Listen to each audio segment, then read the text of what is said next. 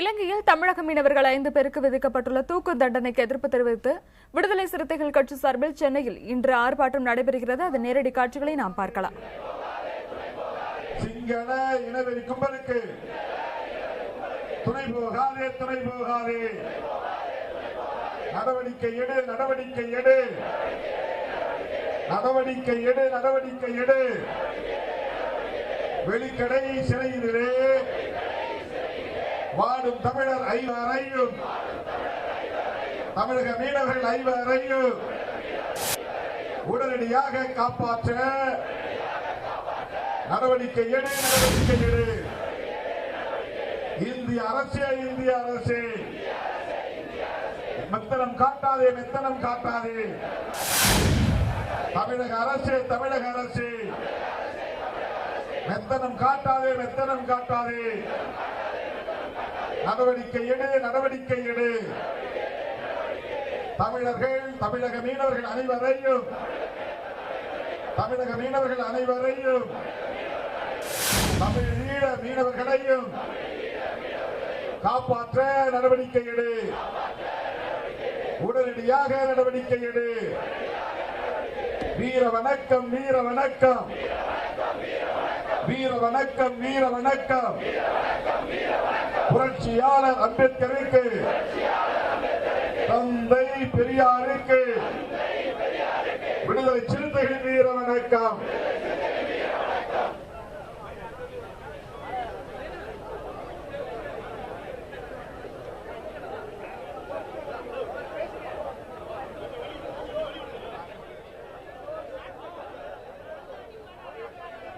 இலங்கையில் தமிழக மீனவர்கள் 5 பேருக்கு விதிக்கப்பட்டுள்ள தூக்கு தண்டனைக்கு எதிர்ப்பு தெரிவித்து விடுதலை சிறுத்தைகள் கட்சி சார்பில் சென்னையில் இன்று ஆர்ப்பாட்டம் நடைபெற்று வருகிறது. இந்த ஆர்ப்பாட்டத்திற்கு தலைமை தாங்கி வரும் விடுதலை சிறுத்தைகள் கட்சி தலைவர் தொல் திருமாவளவன், இலங்கையில் தமிழக மீனவர்களுக்கு விதிக்கப்பட்டுள்ள மரண தண்டனைக்கு தமிழக அரசு நடவடிக்கை எடுக்க வேண்டும் என முழக்கமிட்டு வருகிறார்கள். அதன் நேரடி காட்சிகளை நாம் பார்த்தோம். இதுகுறித்து பிறகு வரும் செய்திகளில் விரிவாக பார்க்கலாம்.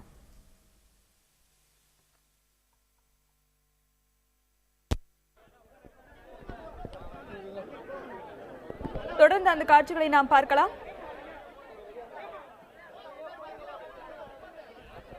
தற்பொழுது விடுதலை சிறுத்தை கட்சி தலைவர் திருமாவளவன் செய்தியாளர்களிடம் பேச ஆரம்பிக்கும் அந்த காட்சிகளை நாம் பார்க்கலாம்.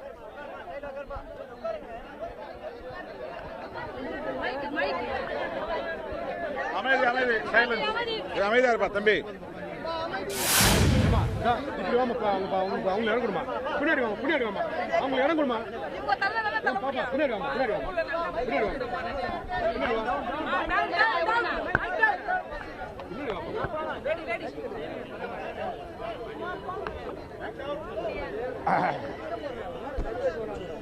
கடந்த 3 ஆண்டுகளுக்கு முன்பு நடுக்கடலில் மீன்பிடித்துக் கொண்டிருந்த தமிழக மீனவர்கள் 5 பேரையும் சிங்கள கடற்படையினர்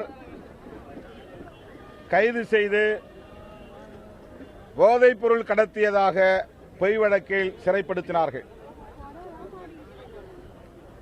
அவர்கள் 5 பேரோடு ஏற்கனவே கைது செய்யப்பட்டிருந்த தமிழீழத்தை சார்ந்த மீனவர்கள் 3 பேரையும் அதே பொய் வழக்கில் சிறைப்படுத்தியிருக்கிறார்கள்.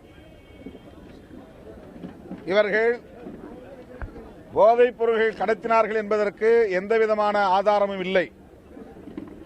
ஏற்கனவே இது தொடர்பாக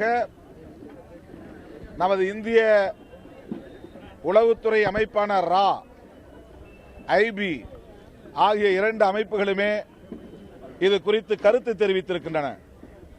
தமிழக மீனவர்கள் யாரும் போதைப் பொருள்களை கடத்தவில்லை என்று கூறியிருக்கிறார்கள். தமிழக முதல்வர் அவர்களும் தம்முடைய அறிக்கையில் இது பொய்யான வழக்கு என்று கண்டனம் தெரிவித்திருக்கிறார். ஆனாலும் இதை விசாரித்த நீதிமன்றம் ஏதோ ஒரு உள்நோக்கத்தின் அடிப்படையில், அரசியல் தலையீட்டின் அடிப்படையில் தமிழகத்தை சார்ந்த 5 தமிழ் ஈழத்தை சார்ந்த 3 மொத்தம் 8 பேருக்கும் மரண தண்டனை விதித்து தீர்ப்பு கூறியிருக்கிறார்கள். 1976 இலங்கையிலே யாருக்கும் மரண தண்டனை விதிக்கப்படவில்லை, நடைமுறைப்படுத்தப்படவில்லை. மிக நெருக்கடி மிகுந்த காலகட்டத்திலே கூட தமிழீழத்தை சார்ந்த இளைஞர்கள் புலிகள் கைது செய்யப்பட்ட காலத்தில் கூட யாருக்கும் அவர்கள் மரண தண்டனை விதித்து தீர்ப்பளித்ததாக சான்றுகள் இல்லை. ஆனால் இப்போது அவர்கள் மரண தண்டனை விதித்திருக்கிறார்கள் என்றால் இதில் ஏதோ அரசியல் சூழ்ச்சி இருப்பதாகத்தான் விடுதலை சிறுத்தைகள் கருதுகிறது. எனவே இந்திய அரசு இதை சட்டப்படி எதிர்கொள்கிறோம் என்று காலம் தாழ்த்தினால் அவர்களை காப்பாற்ற முடியாது. இந்திய அரசு ராஜதந்திர அடிப்படையில் சிங்கள இனவெறி அரசாங்கத்தினரோடு பேச்சுவார்த்தை நடத்தி தமிழகத்தை சார்ந்த 5 மீனவர்களையும் காப்பாற்ற வேண்டும். தமிழீழத்தை சார்ந்த தமிழ் மீனவர்கள் 3 காப்பாற்ற வேண்டும். இந்திய அரசுக்கு தார்மீக அடிப்படையில் அந்த பொறுப்பு இருக்கிறது என்பதை விடுதலை சிறுத்தைகள் சுட்டிக்காட்டுகிறது. உடனடியாக போர்க்கால அடிப்படையில் அவர்களை மீட்பதற்குரிய நடவடிக்கைகளை மேற்கொள்ள வேண்டும். இந்திய பிரதமர் ராஜபக்சேவை அழைத்து பேச வேண்டும் அல்லது இலங்கைக்கே சென்று இது தொடர்பாக பேச்சுவார்த்தை நடத்த வேண்டும் என்று விடுதலை சிறுத்தைகள் வேண்டுகோள் விடுக்கிறது. 7ஆம் தேதி நாளை மறுநாள் ராமேஸ்வரம் அருகே தங்கச்சி மடம் என்னும் இடத்தில் விடுதலை சிறுத்தைகள் இதே கோரிக்கையை வலியுறுத்தி எனது தலைமையில் மாபெரும் ஆர்ப்பாட்டம் நடத்துகிறோம்.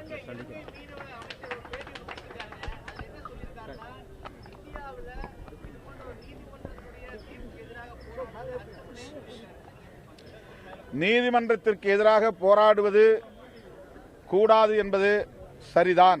ஆனால் அதில் எந்த தர்மமும் இல்லை, உள்நோக்கம் இருக்கிறது, ஏதேனும் சதி சூழ்ச்சி இருக்கிறது என்று உணர்கிற போது அதை எதிர்க்காமல் இருக்க முடியாது.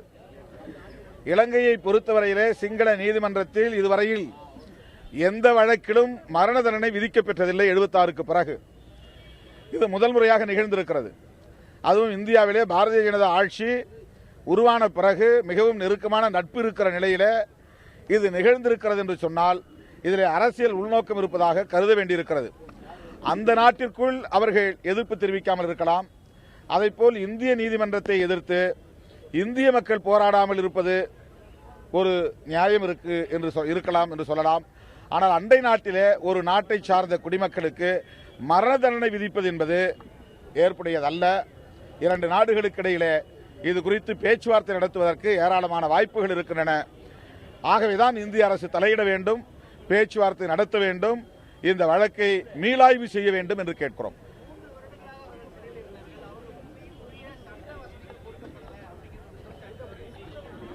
ஆமா, அதாவது அது தொடர்பாக இந்திய அரசு கண்டுகொள்ளவே இல்லை.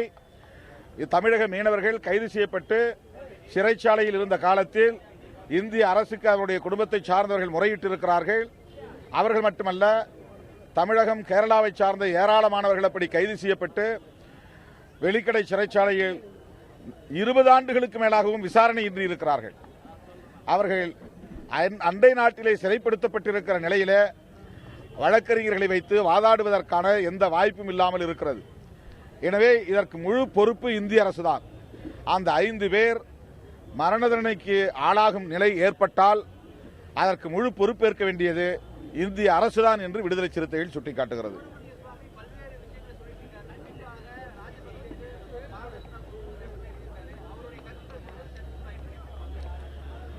அவர் தொடர்ந்து தமிழ் மக்களுக்கு விரோதமாக பேசுவதும் எழுதுவதும் செயல்படுவதுமாக இருந்து வருகிறார்.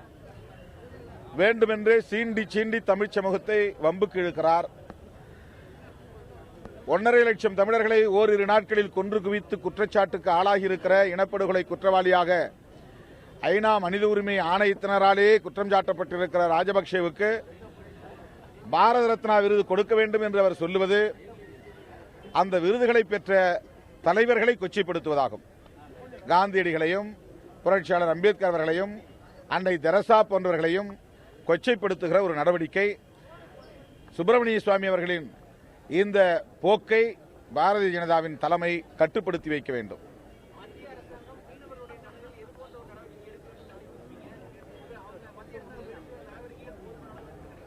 மத்திய அரசாங்கத்தினுடைய நடவடிக்கையில் எந்தவிதமான தீவிரமான போக்கு தெரியவில்லை. ஒரு பதற்றம் இல்லை. அதாவது இந்த 5 பேரை காப்பாற்ற வேண்டும் என்பதற்கான ஒரு தீவிரமான முயற்சி இல்லை. வெளிவிவகாரத்துறை ஒரு அறிக்கை வெளியிட்டிருக்கிறது. இந்திய தூதர் அவர்களை சென்று சந்தித்திருப்பதாகவும் ஆறுதல் சொல்லியிருப்பதாகவும் அக்பருதீன் அறிக்கை வெளியிட்டிருக்கிறார். இந்த கண் துடைப்பு நடவடிக்கைகள் போதாது.